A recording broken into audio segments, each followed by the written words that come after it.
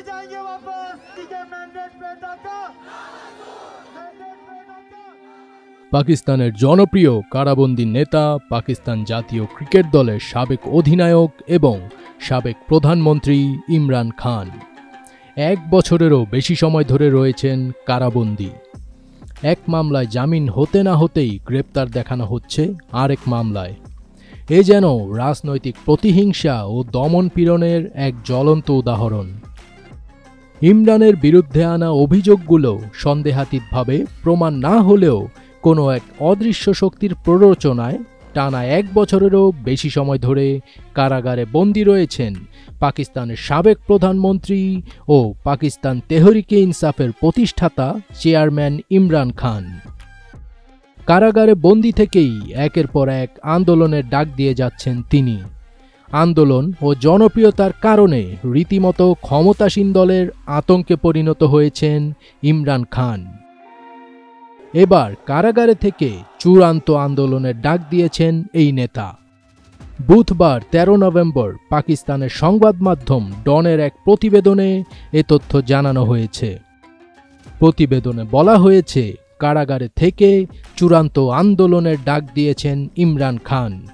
আগামী 24 নভেম্বর রাজধানী ইসলামাবাদে কর্মসূচির ঘোষণা দিয়েছেন তিনি। ডন আরও জানায়, ইমরান খান এই আন্দোলনকে কারচুপি করা নির্বাচনী ফলাফল, অন্যায়ভাবে নেতাকর্মীদের গ্রেপ্তার এবং সরকারের 26তম সাংবিধানিক সংশোধনী পাশের বিরুদ্ধে প্রতিবাদ হিসেবে উল্লেখ করেছেন। এর আগে 2023 সালের আগস্টে ইমরান গ্রেপ্তার হওয়ার পর থেকে তার সমর্থকরা দেশ জুড়ে আন্দোলন চালিয়ে আসছেন। তারা 2024 সালের নির্বাচনে জালিয়াতির অভিযোগে ক্ষোভ প্রকাশ করেছেন। এছাড়া পিটিআইয়ের নেতাকর্মীরা প্রতিনিয়ত হয়রানি ও গ্রেপ্তারের শিকার হচ্ছেন। ইমরান খানের বোন আলিমা খান বুধবার তার সঙ্গে সাক্ষাৎ শেষে জানান, এই আন্দোলনের ডাক সবার জন্য, বিশেষত দলীয় নেতাকর্মীদের জন্য। ইমরান খান বলেছেন, এটি সেই মুহূর্ত, তখন আপনাকে সিদ্ধান্ত নিতে হবে।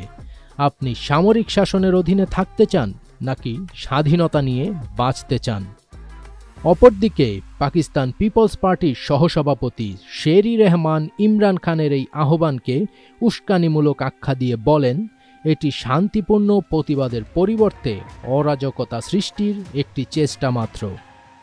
ইমরান খানের এই চূড়ান্ত আন্দোলনের ডাক দেশটির রাজনৈতিক অঙ্গনে উত্তেজনা সৃষ্টি করেছে, যা পাকিস্তানের গণতান্ত্রিক ভবিষ্যৎ নিয়ে আলোচনা বাড়িয়ে তুলেছে। ফজবির তাজ, ATN বাংলা।